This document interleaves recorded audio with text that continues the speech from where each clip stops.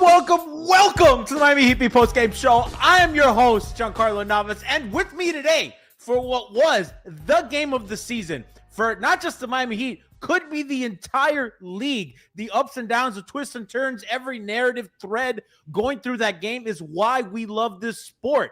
With me today, we have Saucy Takes Coach Lou. What is up? The beam is lit. The lit is beam. Heat fucking win. Spoach of the year.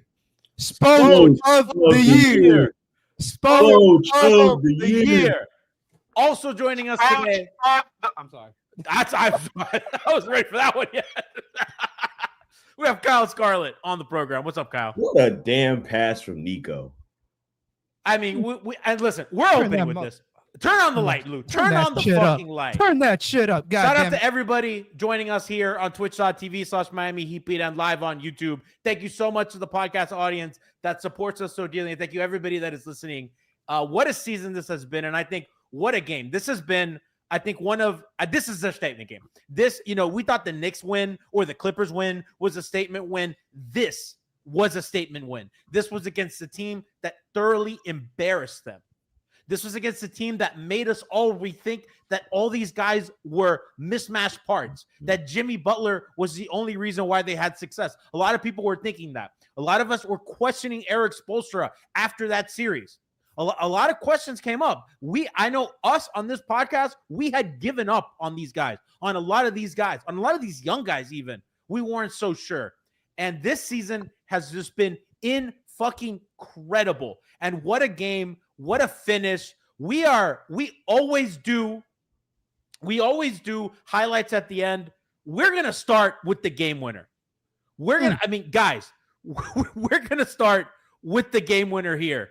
I mean, it is classic Eric Spoelstra. We have the inbound dunk. Andrew Wiggins for the win. Lou, what more is there to say? What a freaking play, guys.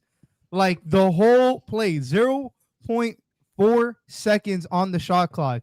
They run Jaime from one baseline to the other using Norm as a fake screener to an elevator screen that was just in reality meant to set up the lob behind it. Back screen from Davion to Wiggins, and we have a Spoach of the year play.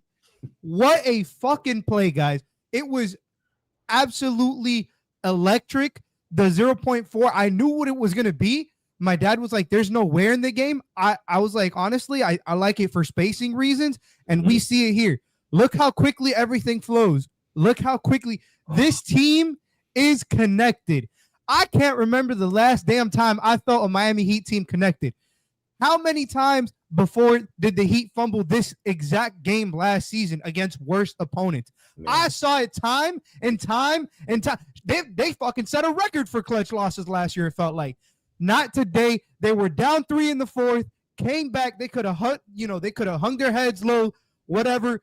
Donovan hits a crazy shot, and the Heat respond again and again and again and again. And all I can say is we're fucking back, baby. That's all I can say. Kyle, we're back. I mean, I knew. I don't want to sound like I knew, but when I saw 0.4 and when I saw Nico being the one inbounding, a part of me knew. It reminded me of the same play and it's ironic he's using Nico. It's almost the exact same play he ran where Nico in Minnesota hit the layup in Minnesota. It's almost the exact same thing. It's a little bit of difference here, but the screen and then the leak out. I mean, it's beautifully run. Look at that. I mean, like the screen, everything. And I want to gloat here. I feel justified. I'm sure Lou also feels justified. Nico, that pass is on target. That could have been passed any better. It was right on target. That's why you play your young guys, damn it. Play your young guys. This is what you want. Like, you want them to have experiences in late games and make plays that they can feel confident about. I love it. And I love it. It's Wiggins on the other end of this game winner who's been catching flack from all of us realistically, myself included. And him making himself available for it, knowing what to run. And I'm sure there's been talk like players going to plays out of timeouts and not running the play properly, and they ran it perfectly. Like, I don't think it could have been run any better. So I'm happy that's how it worked out. And by the way, I mean, and there's so much to get into from this game. Andrew Wiggins, what a steadying force. And I had tweeted in the game, and I even had in my notes that Andrew Wiggins has such a steadying presence for them. When a play would break down, he would kind of get the ball at the elbow, make something happen, whether it was in the post, whether it was a turnaround fadeaway. He got stuff going. He got stuff working, especially when they were kind of late clock situations. And again, another instance where, although that seemed to have been the play for him, but I mean, he has been such a steadying force for them. And again, it was a bit of a quiet game. I think statistically, what did he finish? He finished with 20. Yeah, he finished with 23, 2 and 5. Yeah, 61% shooting, 8 of 13, 2 of 5 from 3, 5 of 6 from the line. Lou, he has been quietly one of their best players when we opened the season wanting him in Alcatraz. Yeah. A lot has changed for Wiggins. I think the biggest thing that has changed for Wiggins is how he's getting his jump shots, how he's getting his shots in general. None of his jumpers are ISO step backs. He had one today and he missed it, and I was happy it was only one. But he's removing these tough shots from his shot diet, and it's greatly impacting his efficiency. He's putting his head down, getting to the rim more. He's posting up smaller guys, which I like. He's getting them to the spot and getting little hook shots over them. But most importantly, G, he's just putting his head down and getting to the rim. Like, we saw it today. I think he had like 6 free throws, just a bunch of bully drives, getting in there, forcing the help. If he misses, there was rebounding behind him. But like, Wiggins has really, really stepped up defensively as well. Did a great job on Garland while he was on him. Switched on to Mitchell a couple times and did his thing. He was the answer to Hunter down the stretch too, who was killing us. Like, he really, really showcased his defensive versatility. And the first 3-4 games from Wiggins have been nothing like the last 3-4 games from Wiggins. And that's the biggest compliment he can get, because he started off the season pretty rough. And he has played exactly how you want him to play. Honestly, he's been a great help. He's been, I mean, he's just been sensational. And I want to give him his flowers. And people in chat are crying tears of joy after today. I see people saying, I'm crying tears of joy in chat. Do you know what that is? After everything we've been through, after what a dog shit season we just had, how that must feel for us, for the fans, for the players, for fucking Eric Spoelstra. 5 wins, 5 in a row. Also, they're undefeated at home. Is that their 5th home win? Yes. Of the season? It is. I mean, it's just incredible against a team that absolutely fucking punked them. That absolutely fucking punked them in the playoffs. And I just cannot speak enough about what they're doing right now. I cannot. Quick shout out to CM in chat for the super chat. We appreciate the love. Says Donovan's foot was out on the baseline. Ball don't lie. I wanted a replay. We needed to be repaid for Max Strus. I will take this win. And I tip my hat, right? Like, the Cavs answered every run, every run. Shot. Like, they Merrill went on a personal 4-3 run by himself. And to be honest, these are the kinds of games that I think Spo loves the most. The ones where we're having heart attacks, but it's gutsy. And it requires grit and for you to continue to answer play after play after play. And even before we get to that, Jaime being the one to tie and send it to overtime, 22, 13, and 7, impactful numbers. Him just being felt on the boards, hit the 7 assists. I just think he played a complete game, and it's just beautiful to see what difference a season makes. Just, I don't know what he worked on this summer. I don't know who got in his ear. I don't know if he did there. I don't know what, but whatever it is, he's got to keep doing it, because it's completely changed how he's approached the game. He attacks with confidence. He's aggressive on defense, and he tries not to foul as much as possible. He tries to be disciplined, and they put the ball in his hands, and that's the growth, man. It's just beautiful to watch. Pella played an impactful 26 minutes tonight, 10, 5, and 4. And so, like, between them and then Ware with the 20 boards, I just literally just talked about this 2 nights ago. I said, hey, man, if your team needs you to rebound and the scoring is not working, and I think Lou mentioned it on Twitter, then get boards. Go up and fight for rebounds, extra possessions, putbacks, stuff of that nature. Man, that just being felt on the boards. They finished with 56 rebounds tonight, which is like crazy if you consider some of the games where they've been drastically out-rebounded and not as much felt. And they've won some games, but that he was he's responsible for 20 of them. So, between him and then Fotegio had his moments. I just love the 8, 8, and 4 from Jovic. It's not gaudy numbers, but they're stable numbers. Like he played his size. No, yeah. And I thought defensively, he was big time. And we're gonna get it, and I want to kind of get into all that stuff. And I kind of want to start. I want to talk about how they won, right? So let's get into the macro, because Lou, I thought defensively the plan was really good. They forced Mitchell into a lot of mysteries, and I think that on Wednesday he'll make more of those. Right, he's a competitor, and he missed some makeable shots. But I thought the way that Miami oscillated between their drop and their switch defense was pretty remarkable and pretty important. I thought Jovic and Ware in particular, Lou, I thought they did a really, really great job of staying in front of guards. I thought when Ware was in a drop, I thought Pelle Larsson did such a good job on Donovan Mitchell. I thought Davion obviously always competes, always does a good job on Mitchell. I thought Jaquez was hunted a bit, but he did enough on offense on the other end. But Miami's help with the nail today was really, really important, especially when they were in a drop. Drew Smith had a lot of time on Donovan Mitchell. Lou, I thought that the game plan was solid, airtight. Garland obviously left the game midway through. He obviously affects things big time. He left with he re-injured his toe. But I thought the switching was the most important thing that got them that big lead early, and they were able to hold on.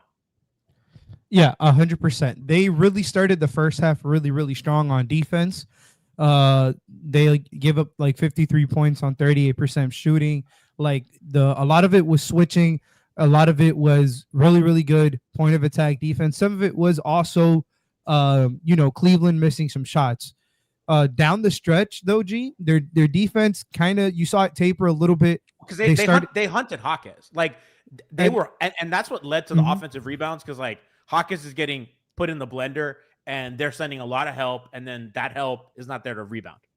Yeah, so we saw it very clearly. Like they started also, just the more important thing, they started hitting their shots. Cleveland started hitting their shots. But it says a lot in the first half what they were able to do defensively without Bam. And I thought Nico did a great job in particular in the first half, really switching out and stalling out their offense. Where was a lot more just within himself this game. Didn't try to do too much. He doesn't have to try to do too much. He just needs to impact the game with his effort on the glass. And he did a good job with that today. But I think the most important thing, and this kind of goes into the defense, and this is was they were able to win a game where they gave up 26 offensive rebounds and they did not force a lot of turnovers against one of the best teams in the league last season, during the regular season, against a team that embarrassed them in the playoffs, gave them the worst loss in NBA history in point differential in any round of the playoffs, and they were still able to gut out a win. Like, against so many things that they need to improve on and could be improving on, basically falling apart in the second half, and them still being able to manage to squeak out a win. 26 offensive rebounds and 29 second chance points is no joke. Right. And they won that game without Bam, without Tyler. A win is a win, and a win against this caliber of team is even more so impressive. I was just truly, truly happy. I still think their defense was, as good as you wanted it to be honest. Good. It was really good. It was still solid. With that being said, there is some holes on defense that they got to tweak, But, those holes haven't been exposed by many other teams. Cleveland is one of the few teams. A team that shoots this many threes is always going to be, it's going to be high variable. Like, there's going to be a lot of variability in the offensive rating. We saw the difference between the first half when they weren't hitting some of the licks and the second half where they were. Part of that is no Bam, right? Because Bam, sure. They're missing their defensive player of the year candidate, so 100%. Yeah, to that point. I mean, defensively, though, given without Bam, it's the most impressive defensive performance because of all that they did. And by the way, this is a game where you typically imagine that they go a ton of zone. That was not the case today. No. That Miami did not rely on a zone to survive. They manned up. They were switching. They were in drop. They played a lot of different defenses. They were putting a lot of pressure on Cleveland. And I will say, the Cavs at the end of the game, they're like, we are Jaquez, and we've given Jaquez a lot of credit for all his defensive improvements, but he cannot guard Donovan Mitchell. That's not a matchup that he's going to win. And Donovan Mitchell was putting him in the pick and roll. And, Ware has to come help. Nico would have to step up to help. All these guys that are important to their rebounding were kind of Wiggins, all these guys. And they were giving up a lot on that end, but they survived it, right? And I think you want Jaime to play better on that end a little bit, but he's going to grow into that. But when Bam's on the floor, that helps Bam. It's a little better. You can secure a little more. Bam's a really, really elite rebounder as well.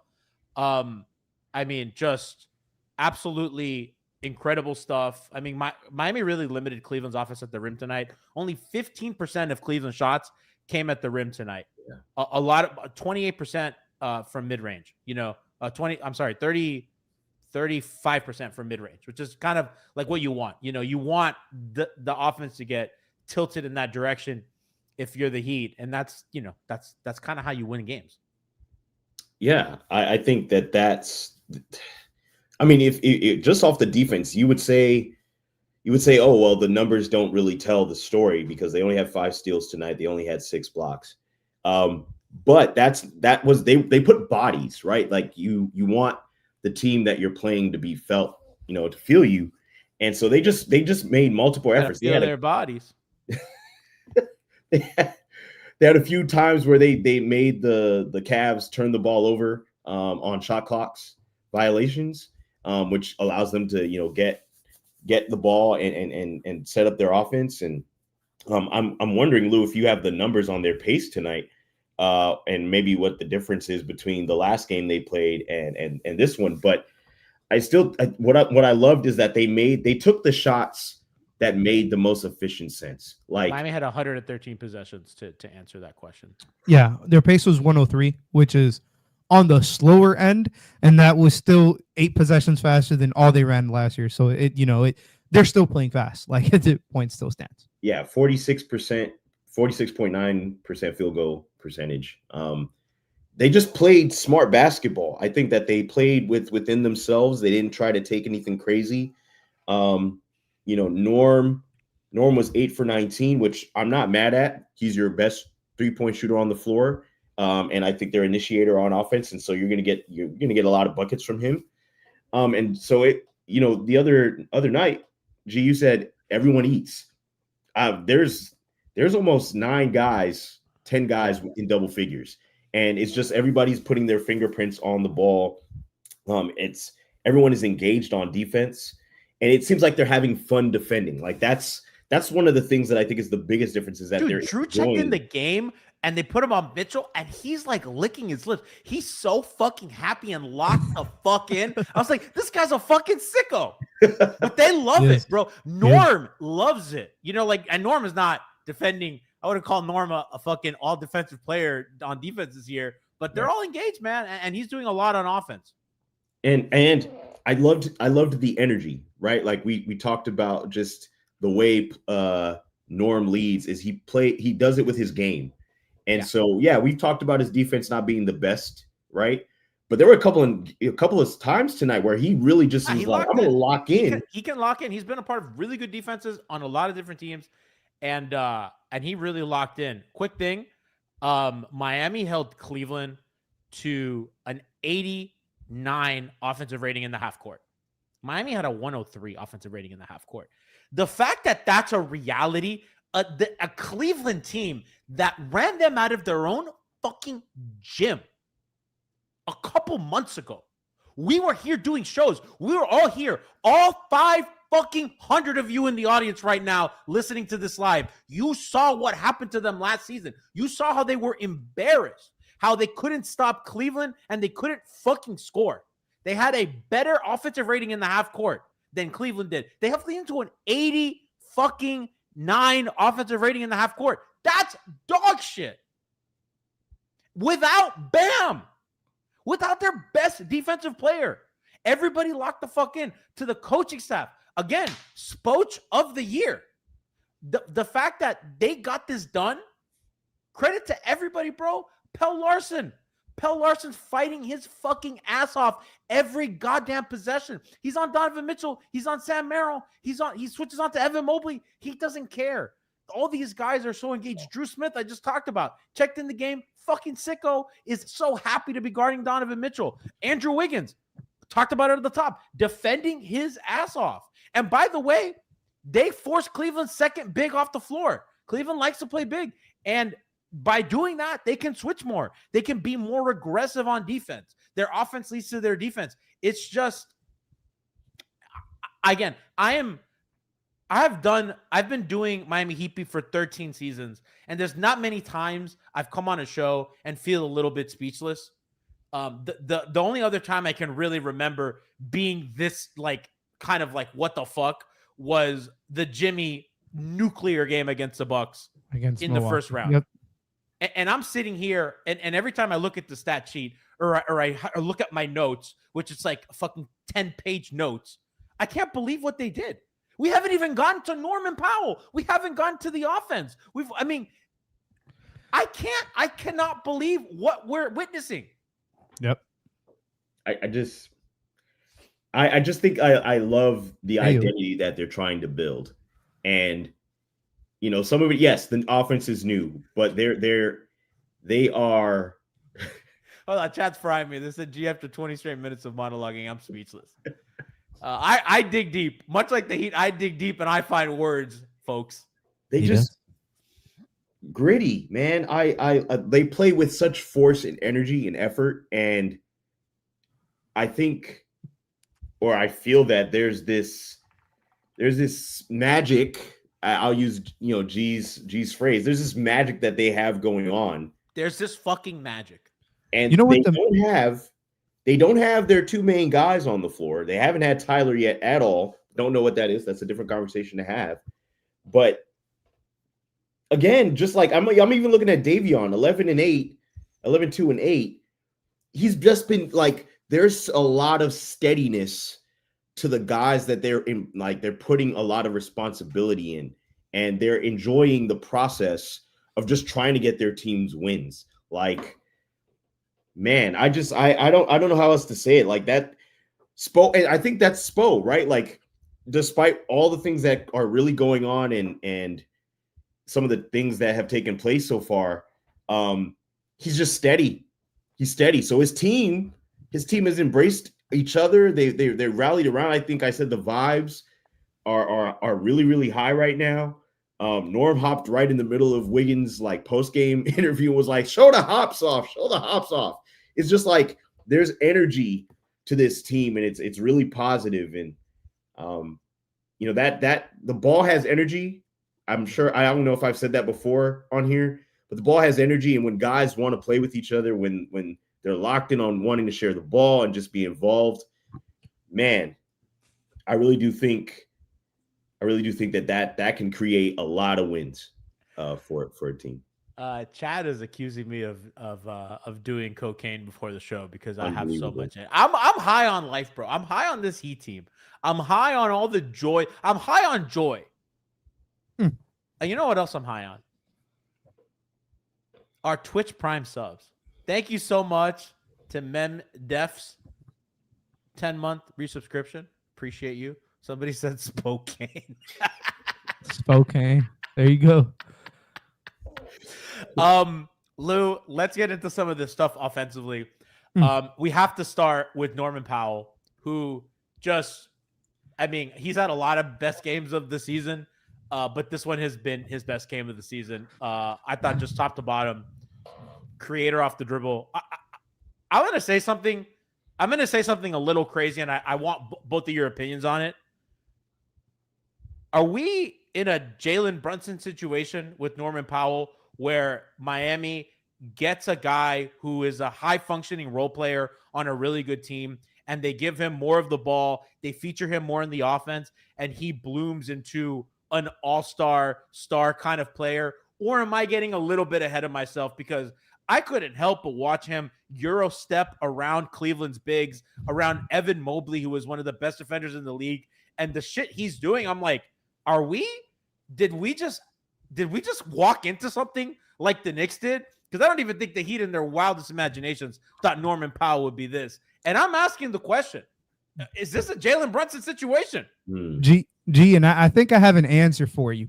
And I don't think it's quite to the tier of Jalen Brunson-esque because he's yet to do it. It's been 8 games, but I will tell you why it's heading towards that direction. In my opinion, Norman Powell is averaging over 7 free throws a game.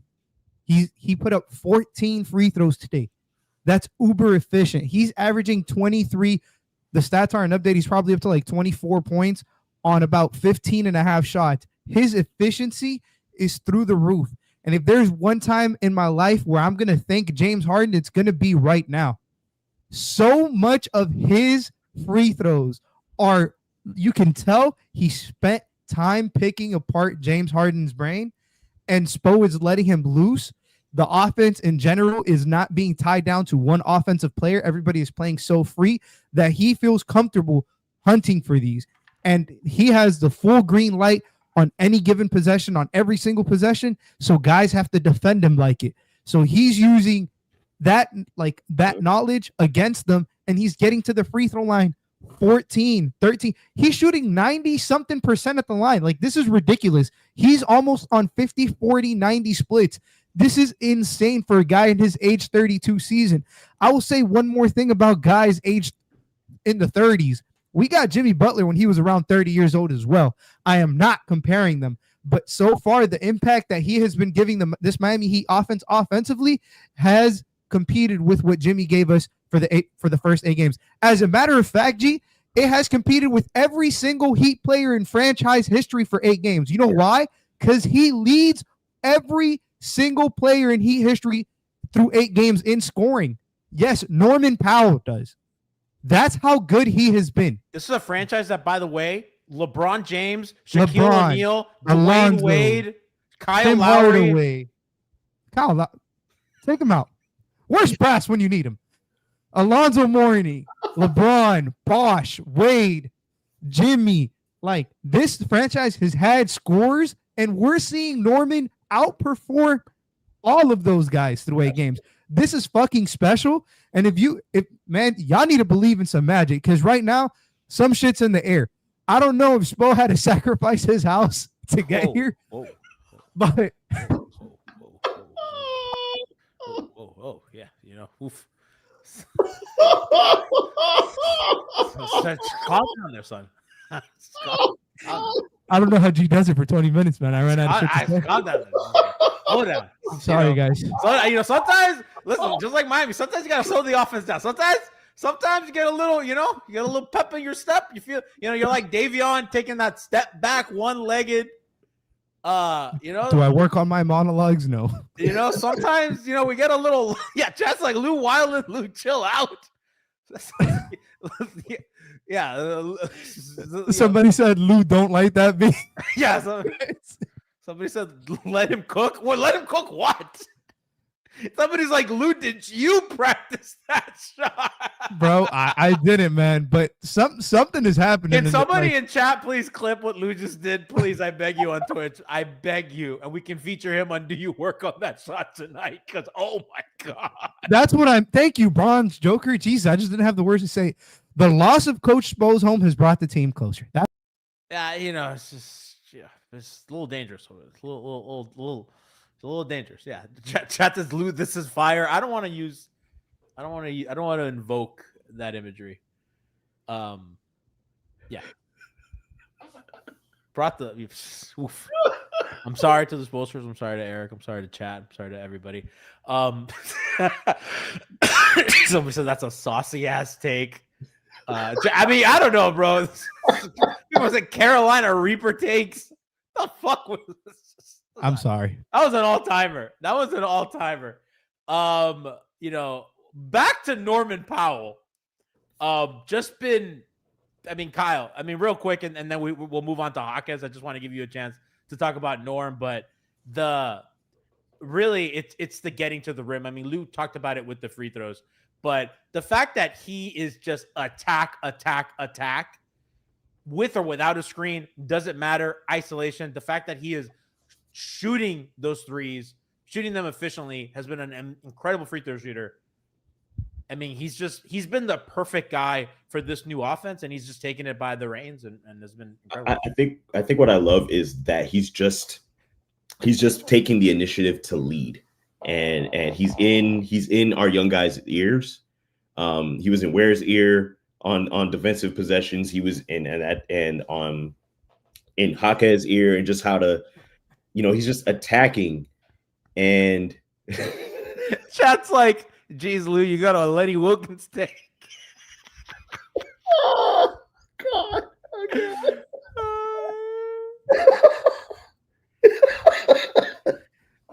I'm gonna take myself out. Oh my God.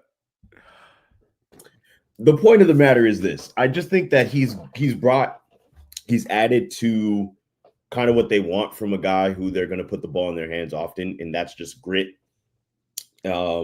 He's a gym rat. We saw him in the gym almost all offseason, just working on things and really just trying to, hone his craft and be whatever it is that they wanted him to be in this offense. And he played 38 minutes. And even just the rhythm on some of the shots that he took, we had the one, I don't know if we have a clip for that, but there's the one shot where he got fouled. It went in. It called it on before the floor. But he's the shot that should have been continuation, that wasn't continuation. Right. He's in such a rhythm on offense, and the way he approaches the game with that mindset, and just, hey, I want my team to win. I want us to win. I want us to get W's. I want this team to feel different. And so he's brought that. He's talked about it, but he's also shown it out on the floor. And so the 33 points is not even, I think is, yes, that's great. Like, I love that that's there. I love that he scored that amount and that helped them win. But I think his presence on the floor and the presence around the team has just really impacted the way that they're playing the game. And he plays with an edge. I don't want to use the word grit. That's something different. He plays with an edge. He plays with aggressiveness. He plays with a chip on his shoulder. He plays right. He plays a little angry. Right. And I would say I would go as far as he plays grouchy. Like, I don't want the other team to have anything. I don't want him to win anything. I don't want to win any possessions on me. I want contact. And we've talked about that with other players in the past that have been here.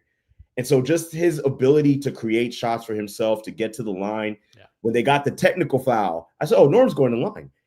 Like, that's where my brain went to. And so he's become indelible to how they play and being a part of just what they want to do on the floor, and being an extra part of the leadership that they have, especially with their two main guys down. So I'm really, and he wants to be here. And I think that's what's showing up in his play. Tiff always says that. Want guys that want you. He wants to be here. Yeah. He plays like he wants to be here.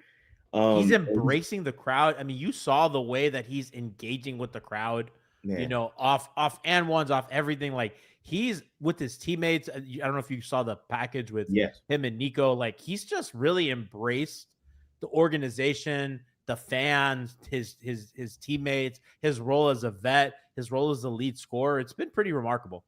And I'm glad that we have somebody who wants to be here. That, like, and wants to play in the regular season. I'm not taking any shots here. And he's a fucking Heat player. Like, he's a Heat player. Like, if I've ever seen one. I mean, Leif has a very famous line on this podcast. Do you know what a Denver fucking Nuggets player looks like? Because I know what a Miami Heat player looks like. And that's a Miami Heat player.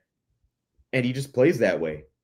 And he competes. Yeah, he's not the best defender. I'm not going to call him any all-NBA kind of defender. He's a solid defender who's not focused on that end right now. Right.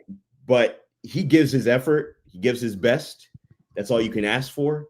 When it matters, he got a strip too. So ball out on DeAndre. And he hustles. He hustles at 32. There's a lot of miles on that body. Just like NBA minutes. And he plays Nick Nurse minutes.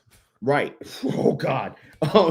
He plays with extra energy and pep to his step, and even the ability to get to the rim is with a lot of, I don't want to use this word, but I feel like it's appropriate. Yeah, he plays with a lot of swag. Like he plays with this pep, which is the opposite with a zip. Yeah. And he creates like lanes for himself. I haven't seen people Euro pass bigs in a long time. I'm not going to mention who, but that just the Dion way Waiters? that he plays, man. Oh, not Dion. Wrong DW. Yeah. But I'm glad that he plays the way that he does, and I think he's been such a big impact on this team. And I'm intrigued to see what they look like when they have everybody together. I know that's more macro, but like that, this win is like, intriguing. What does this team look like completely packaged, right? So a lot to think about. Let's get into Jaquez a bit, Lou, because they started off a little slow offensively, missing a lot of shots, missing a lot of makeable shots, in my opinion. Jaquez comes in the game, injects an energy, a decisiveness, a real playmaker. I think he's been their best playmaker this season. And it's getting better as the game has gone on. He really, to me, was, I know Norman Powell was the leading scorer. I thought they were most important players because what he was doing on the boards, playmaking, attacking and pick and roll. And when we're going to get into clips after this, and we'll look at some of this, but attacking off the dribble, not in pick and roll. I'm sorry, but he's like stretching the floor by kind of standing by the logo and then catching the ball and getting with a full head of steam, Lou, passing, doing all that stuff. I mean, another game that he's just been incredible. Yeah. More importantly, that is one of the, to that last point that you said, him spacing out to the logo, even though he's not a shooter, but him giving himself that head of steam is forcing guys to already play him on their heels. And as we've said over and over and over again, that's where Jaime Jaquez is at his best, is when he has guys on their heels and he's dictating the possession offensively, not the defender dictating where he's going to go offensively. Truly, came in the first quarter, completely flipped the script with the early run of him in the game. Only had 7 points in the first quarter, turned around and gave us 15 points in the second half to go along with clutch shot after clutch shot after clutch shot. 7 free throws in the second half too. Truly impressive. Finished the game with 22, 13, and 7. Had 2 nice blocks. Shout out his teammates because they really they were really flying around and making guys have to readjust their shots, and he was there to take advantage. But he just continues to just be super steady. Give this the bench unit, every time he comes into the game, it feels like he's the best player on the floor. And that's a compliment for anybody, let alone a guy who's coming off the bench. He is fully in his 6th Man of the Year campaign, fully in his MIP campaign, as he should be. Because there's very few guys that I've seen take a leap this drastic from one year to the next, and Jaime has done it. He truly has. He went from legitimately unplayable last season, a guy who was just overthinking things, to now playing so free, playing so loose, and really being rewarded with this offense, really rewarding this offense with his play style as well. This is a very happy marriage of one and the other. And just, you mentioned the playmaking. I don't think he's their best playmaker, but he's definitely one of the best playmakers. I still think it's Davion personally, but Jaquez does it in different ways because Jaquez really puts pressure on the rim. He can get to the foul line. He's been nothing short of spectacular. Has had very few tough games or droughts, and he's finding a way to impact the game, aside from scoring too. Whether it is rebounding, whether it is on the glass, whether it is with his assists, whether it is getting to the free throw line. Defensively, he's made impacts this season as well. He's really growing into a heck of a player. This is now 11 games of this. Unreal. I'm ecstatic where he is right now. Like, if we could get this for 82, I'll be through the roof.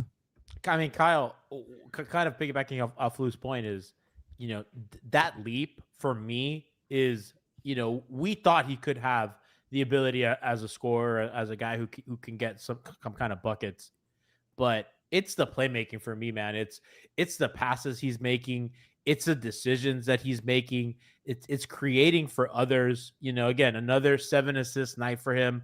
That's becoming more common as the season has matured. And for me, if you're looking at like where his ceiling is, I think the playmaking is the thing that elevates that the most, because the scoring can come there and the playmaking will open things up. I'm glad he's not so focused. Did he even attempt a 3 tonight? I don't believe he did attempt. I cannot remember one. He did not. He did not. Oh, he did. He was 0 for 1. Oh, 1-3. I don't even remember And that's that. so for me, that's great because he's not forcing something he's not good at. He's focusing and honing the things he is good at. And Kyle, that playmaking leap for me, it's like if you can keep building on that, your ceiling is all-star and beyond. And I think that's what's interesting to me. It was on air. The playmaking he's doing is opening up lanes for his scoring. Like, he's making smart passes. He's making passes to guys in their spots. And so even just like the footwork, is working. Like he's started to, Tiff mentioned it on a different pod. The footwork looks like it's intentional. It looks like it's going to something. And so they sent 2 a couple of times with him down there in the post, or at least they changed some of their defensive scheme with him driving to the basket because he was beating guys off the dribble. And so he's not beating guys off the dribble just to score, but he's beating them off the dribble to create opportunities to make those passes. So the process is starting to slow down. And when the game slows down, that's when a leap happens. The space that is a much wider space is a lot shorter to make that leap. And so I think it's intriguing to watch his game just slow down and him to continue to make decision after decision, to have the ball in his hands and to really just like grow into his role and whatever it is that they need from him. And I think he's also taken a big like responsibility on wanting to be a good defender. Like, he's trying to do what he can on defense. Yeah, he got picked on, of course. That's going to happen. On the ball against faster guys, this is not his thing. Not right. his thing. Yeah. I mean, but that's just going to be the fact that he's taking the challenge and at least putting forth the effort to try to put, to be felt on defense is another leap to me. Because last year he was getting beat. He was getting played off the floor defensively. He wasn't behind the plays, Kyle. It's like he was like he made decent contests. Like, he stayed in front of the ball. It just, he doesn't have that physicality to like kind of bother shots without fouling and stuff like that. But I mean, I thought he's moving really well. And then to me, I think this is just there's a lot of irony throughout this game. The spin move into the shot to tie the game is absolutely comical if you consider how much we've given him on spin, on making spin moves. But you know why it worked? Because of the playmaking, because Norman Powell's in the short corner, and we'll break this play down later on the show, but we'll get into that. Powell's in the short corner, and I remember if it was Hunter or Merrill who has to stay home on Powell because Jaime's making plays off the pass. Mm-hmm. So normally a team can sit on that spin move, cheat off of the corner guy, but Powell's playing great, and Jaquez is finding guys, and just his playmaking's opened that up. Right, and that's what playmaking does. Is it creates spacing for your team. It's not just for you. Like, and I think that's indicative of the way that they're playing. They're playing for each other, and so they know that what when they give what it is that they can give from whatever their role is supposed to be, it's going to create an opportunity for somebody else. It's why the ball moves. It's why they play connected on defense for the most part, and it's taking extremely tough shots, in my opinion, for a lot of these teams to make. And there's some nights that guys are just going to make shots like that. That is going to happen. This is the NBA. These are professionals. So that's going to happen. But they don't hang their heads on plays. They move to the next play. Okay, well, we just got to get the next one. And they come down and make the team. And I think that's the other mentality And that's what Jaime's been doing. He's relentless at the rim. Okay, so yeah, I got beat on that end. I'm going to make them punished on the other side. I'm going to get to the basket. I'm going to get to the free throw line. I'm going to put my fingerprints on the game. And so with that mentality, with that like attack, it's like what you mentioned from Norm, it's rubbing off. Yeah. Okay, yeah, Norm's attacking. Okay, yeah, I can definitely do that. And I've been impressed with the ball handling being what I think is much better than it had been. And his ability to try to get drives in, being crafty around the basket. He's not the fastest athlete in the world, but he's being really crafty, and like it shows that he's putting in the work to really grow his game. And so the rebounding, I just am so impressed by him just wanting to be felt on that side and wanting to he gets off the boards and he's gone. He's up the court. He's trying to push pace. No, that was huge. The rebounding today was enormous, considering they were struggling a little bit. Yeah. So I love the effort. I love the energy that he's been playing with. And I love that Spo put the ball in his hands and said, hey, look, this is the play. Get to your spot.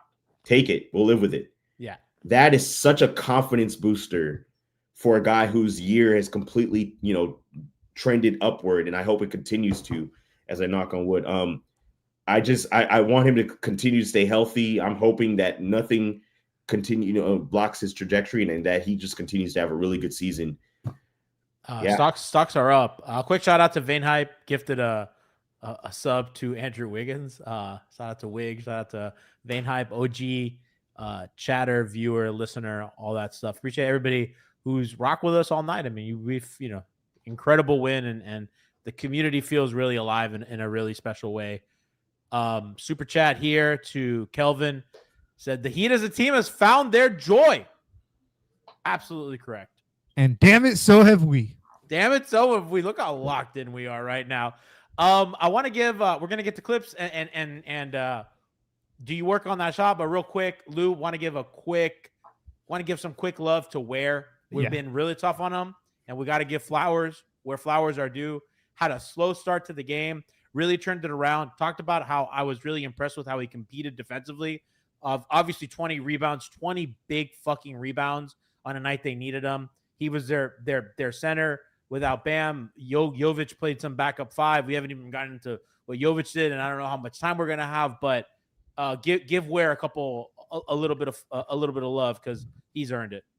Look, it's just the effort. That's all it is. That's all I've ever asked for from Kel'el Ware. Like, I know he's still there's a lot of things to fix on both sides, especially with the mental aspect of the game and physically how dominant he can be in terms of strength. But my goodness, just play hard and his athleticism and length will be felt. And today it was. He started out the game really, really rough in terms of shooting wise. He was 0 for 4 in the first quarter, 2 for 8 in the first half, and finished the game in the second half. He had a double-double just in the second half alone, 10 and 10, 5 for 6 from the field. Why? Because he never stopped. The offense will come. The effort he needs to bring. The offense will come. The effort he needs to bring. That is the biggest takeaway from Kel'el Ware, point blank period. As far as his Indiana days to last season to Summer League to this year, that is the biggest takeaway. When Kel'el Ware shows up to play basketball, we have ourselves a basketball player. When Kel'el Ware shows up to coast and he just shows up to be there, we have ourselves a guy who shouldn't be in the game.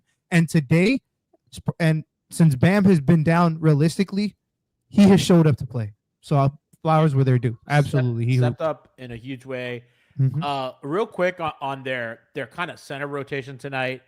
Nico played a lot of backup five. I thought the rebounding was iffy in those minutes, but he held his ground defensively. And again, another, Kyle, really quickly because we got to move on. But I thought those backup 5 minutes were a little enlightening. They didn't even go zone that much. I mean, they were switching a ton. I thought Nico on ball defensively was just unreal on Mitchell, on all these really fast guards. Is that something you want to see them continue to explore? Do you think that the rebounding with him at the 5 is a particular issue? I think it's going to be iffy just because you're missing Bam. I think some of that is a little bit different. if you have Bam on the floor, right? But his ability to show that versatility is something that's like he played his size, and he showed the ability to move at that size, which is amazing to add as an additional thing, as a skill set that can, it's not one of those things where it's, oh, we're gonna pick on Nico. Nah, you can't pick on Nico. I mean, he had a block tonight that I was like, oh, whoa. Oh, okay. yeah, that one was crazy. But he's taking. I think that's, I won't tarry too long, but I think just wanting our young guys wanting to take on the defense, like take and put their fingerprints on defense. Magnifique. That I love it. And big shout out to Nico, because followed up probably the best game as a pro, with a solid output, and he had 8 rebounds. I just thought that they left a lot to be desired in his minutes in terms of a rebound unit, but it is what it is. All right, so we have quite a bit. What a game this was. Let's get into some of the clips here. So here we have this Jaquez block, which we kind of talked about how he's improved defensively as a helper and stuff. But, again, I just want to kind of give another example of, I mean, he's not in the pick and roll. He's in help position. And Lou, as Lou said earlier, his teammates are kind of, doing a lot of the work. And he comes in kind of as a defensive finisher, and his timing's really good. And his awareness is really good. And again, this is we're seeing this every night from him. He's having a play like that, coming in from the weak side, helping, affecting shots, doing stuff at the rim. And I just think that's like really real big time from him. Absolutely. Here we have another defensive possession for Miami. And I just want to focus on Ware. Look at Ware on the switch, right? We talked a lot about him switching and pick and rolling. And listen, he's just competing. They get a stop. Norman Powell, Andrew Wiggins, all right, flying around the perimeter. They force a shot clock violation. But I think Ware's activity is important. Like, that's why I want to give him his flowers. Like, yeah. Go ahead, Luke. Yeah, no, him just moving his feet, being willing to, actually switch here. Look at that. This late into the shot clock. Contain. Yep. Contain. Force the pass. Norm on the closeout. Great hands again by Norm. He showed a couple of displays of good hands today. And I don't know. That's just like, and Nico was doing a lot of that too. But it's stuff like that. And again, that's like a mid clock. That's a late clock switch, right? That's 10 on the clock. And that's awareness by Ware. That's game plan by Spo. All right, we're switching this.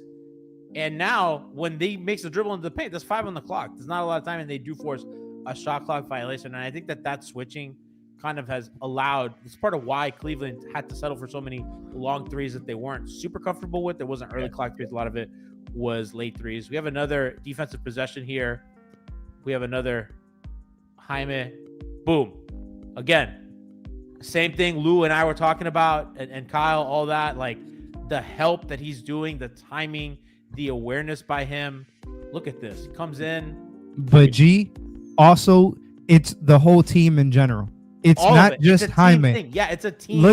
Look at how quickly Drew recognizes the corner cut, and he comes off of the wing 3-pointer, and he comes in to help. And that help is what forces the guy to have to go for a reverse on the other side of the son. No, that's just his son right there. I'm fully convinced. But like, you could see why. Like, look at the impact he makes. It makes Jaime's job so much easier as a rim protector right there, because he's basically forcing him to you. Just solid. I really like this Jovic box out, and I want to start this from the beginning here. So we talked a bit about Jovic's rebounding and kind of the backup 5 minutes, but I do want to give kind of the other side of it on when it works, because he is such a good ball handler. He can bring the ball up and push pace. Yeah. So here's a really good possession, really good box out on the miss, good rebound, and he gets them moving. And look, the offense is just flowing. He's going to get Andrew Wiggins on a seal. And that's the kind of stuff that Miami has this year that's different, right? That is what it means to play with pace within the flow of the offense. And I like that kind of ties a lot of things that we've talked about together. You know, their quickness. Look at Wiggins. He's early seal in the paint. Look at how Miami space. Man in the corner, man at the wing, ball handler. Because look at Mobley out there. There's no big to help. That's an easy pass into Wiggins. Look, and he passes over the height. That's a great entry pass. And there's nothing that Cleveland can do that's spin away from the help. That's buckets. And that's Andrew Wiggins. That's like what he can provide to you. That's what he's good at.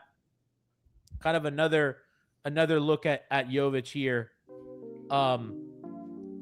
We have a fast break by Nico. Again, rebound. And look at the pass by Wiggins again. And then the cut. Fine, you know, again, Wiggins early seal, kind of get position.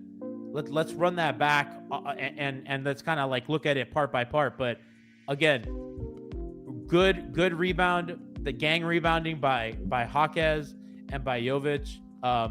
So Nico gets the ball into Wiggins in the mid post. Look where Jaquez is, and Lou, we talked about this. He's with a head of steam. This is transition. He's out there by the logo. Look at their spacing. Right, man in the dunker spot. That's also a pass that they can make. Yep. And but the most important thing here is, after the rebound and pass up, look at the paint. Mobley's nowhere to be found. It's Jaquez, full head of steam, a guy's on his heels, and him able to pick his dribble up so low and start his upward motion, you know, and strong enough to finish through that contact that he draws right here with that little pickup. Great, like 10 out of 10 play. Good pass by Wiggins. Just the offense was moving on that one. Let's look at the shot that this would have been, you know, if not for the Donovan Mitchell incredible game tying three, this probably would have been the shot that we opened the show talking about, which was the play to tie it. And we talked a little bit about this already, but they get the pass, they get the ball into Davion, and look, so Jaquez is going to flash. And he's going to get the ball at the logo. And once he gets the ball at the logo, I mean, he's already in full dribble, full speed. Let's look at the geometry of the court. You have Andrew Wiggins on the weak side, right? Then you have Norman Powell in the short corner, and you have Ware in the dunker spot. And look at what Jaquez is going to do. He's going to drive, and he's going to spin. He's going to spin into Norm's side. And because I believe that Sam Merrill, is that Sam Merrill or Dean Wade off the spin, he's glued. That man is glued to Norman Powell. Mm-hmm. There's nobody to help. And Jaquez can do these spin moves freely. He doesn't have to worry about defenders sitting on a spin move or anything. And he just goes. And listen, that's a tough shot in the paint, but it's a tough look. But he got to his spot. That's all that matters. Yeah, he did. And again, I'm just really impressed with the awareness here and the fact that it went to him and not Powell, and it went quick. I mean, they inbounded the ball, he got the ball, and that was a quick decision. Boom, boom, boom. How much time did that play even last? 12 seconds. 5 seconds. They did 5 seconds. About, I mean, like 5.5 seconds. They inbound the ball and it's going. I mean, at 12 seconds they score at 7. You know, just really great work by them, and we can run the Andrew Wiggins game winner one more time. Pass, man. You know, look at the pass by Nico. Boom. Just, I can mean, you run that back real quick? Run this back. I want you to pause it while the ball is still in the air. So let's pause it before the ball's in the air to kind of see what's going on. So Powell's flashing out, right? So Cleveland has to worry about Miami's best scorer. Then you have Davion screening here, and Wiggins is going to come around. There is nobody in the weak side corner at all. And Jaquez is here in the short corner. Because Jaquez also moved to that corner. Yeah. And because he made the shot, right, Lou? Like, because he made the shot previously, they put size on him.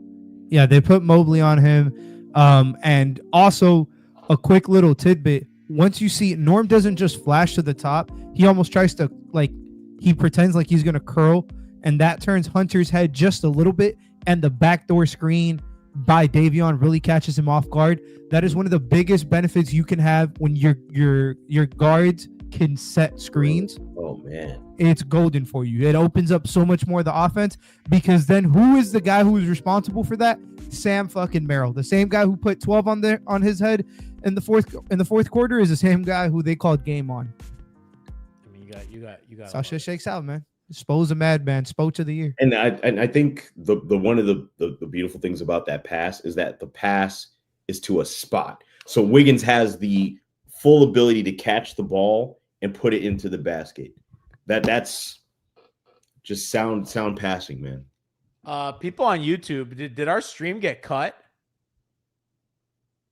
It would appear that I'm getting texts that YouTube cut our stream. Can people in chat confirm that? That's why we should be on Twitch, y'all. I'm telling you. Damn, bro, YouTube really took us out. Wow. No, you're trying to silence us. No live clips. We'll get to the bottom of that. That's quite remarkable. Well, chat's still here. Some people are here, some people are not. A little confused. People say violation of stream. We will 100% get to the bottom of that. I think we'll cool it with the clips for today. We had another segment, but I think we'll play it safe. Join us on twitch.tv/Miami Heat Beat. If there's a problem, YouTube be tripping, chat says. What a win, guys. What a win. What a day. What an important statement for them. They have Cleveland again on Wednesday. Don't even know what that game's going to look and feel like. It's another home game, back-to-back games at home. What a night. What a statement. I think Miami now is tied with Cleveland record-wise. They're both 7-4. Miami currently is third in the East, tied with the Knicks. 2 games back of Detroit. Alf's Detroit Pistons. Chat says YouTube trying to ruin the vibes. Pretty remarkable, guys. Thank you everybody for coming on. Yeah. Thank you to my panelists, and we have I'm just gonna say it. Jeffrey Epstein is joining the show on Wednesday. See you there.